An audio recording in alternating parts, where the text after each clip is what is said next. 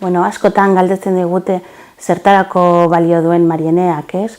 Edo gure herrian zergatik dagoen emakumeentzako edo emakumeen etxe bat. Guretzako edo erantzuna, beti erantzuna berbera esaten dugu, ez?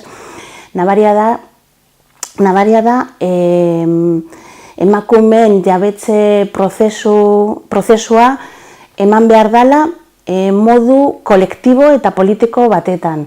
Eta horretarako Marienea oso importantea da.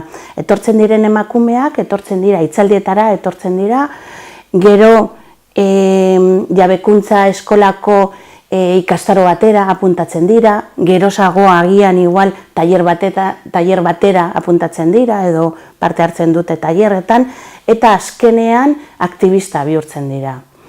Eta prozesu hori luzea ohi da, baina emaitzak benetan itzelak dira, egia esan oso politak eta hunkigarria. Emakumeen etxearen helburua norberaren espazio propioa izatea da, eta horrek dakarren beharra eta onurak, berdintasun politika publikoen konpromisua finkatzeko eta mugimendu feministarekin harremanak indartzeko ere.